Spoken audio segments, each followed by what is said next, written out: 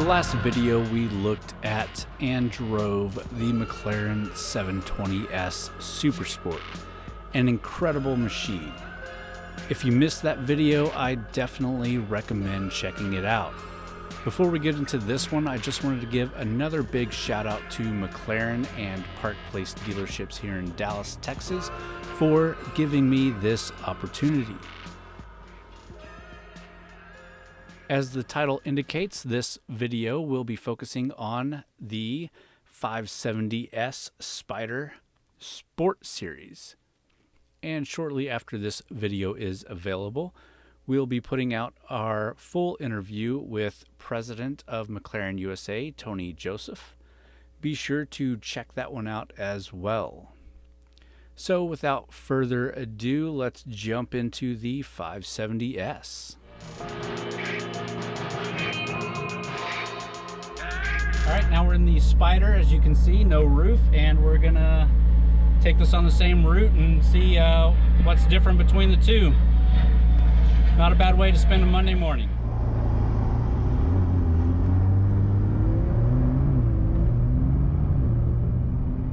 First off, the difference between these two vehicles is striking. Exterior-wise, they don't look that dissimilar, but once you get behind the wheel, you automatically know these are two cars built with two different purposes. Obviously, the exterior is as striking as the 720S we drove immediately before. The same obsession with form following function, the channels built into the bodywork that help funnel air into the engine bay to keep that powerhouse happily breathing. All of this wraps up and makes a beautiful exterior to a great vehicle.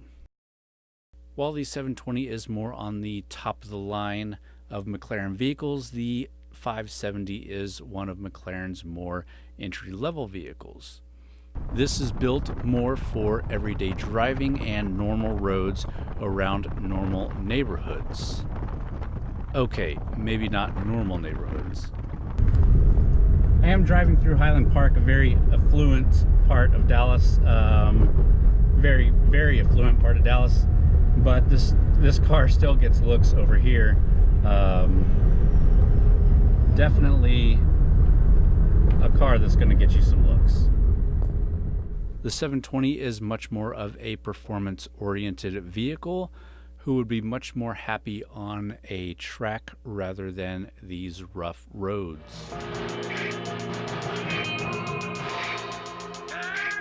Interior-wise, the 570 is very similar to the 720 as well. It's very comfortable to sit in, and you have plenty of room, especially headroom in this Spyder version. You don't get the fold-away gauge cluster that comes in the 720, but it is still an adjustable LCD display.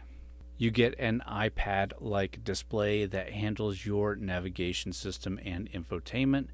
Again, I really didn't mess with this as I focused my time with this car on driving itself. You get two dials to control your active settings like handling and power, with the options to choose from being comfort, race, and track.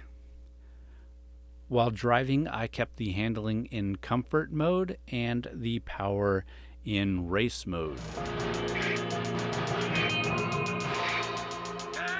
Under the hood of the 570S is a 3.8-liter twin-turbocharged engine pushing 562 horsepower and 443 foot-pounds of torque.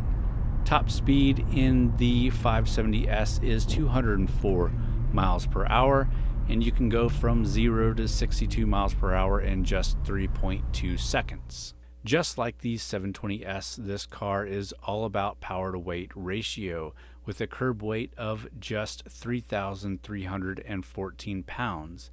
That's still a bit heavier than the 720S, but still much lighter than even the Corvette, which is a pretty light car.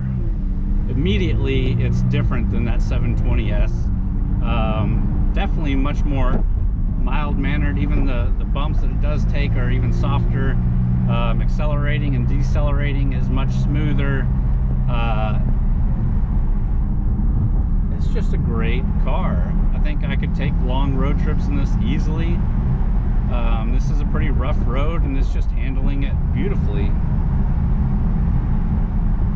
And just the sounds that come out of this engine with this roof off, they're just glorious.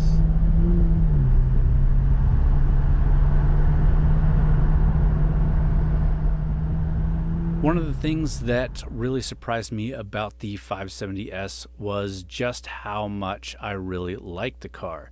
I'm not even sure if I would have gotten the same feeling if I didn't drive it immediately after driving the 720S, but I actually preferred the setup and usability of the 570S. You still have a massive power sitting behind your head, but you also have a comfortable and refined driving experience that just amazed me. I said it while driving the 570S that I could easily see using this as a road trip car. I drove the Fiat 124 Spider from Dallas to Houston earlier this year. You can go check out that video if you're interested, but I hated that experience. The car was loud on the highway and uncomfortable for long trips.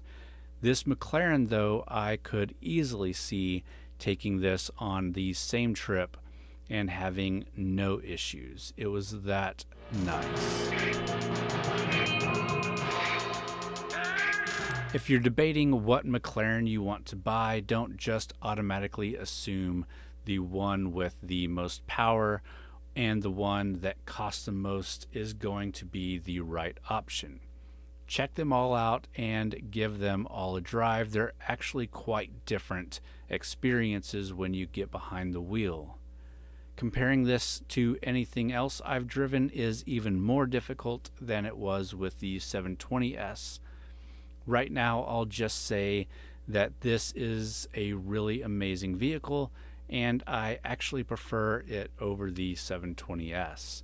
Hopefully soon I'll have the opportunity to drive some of McLaren's competitors and give you guys some better opinions on that front.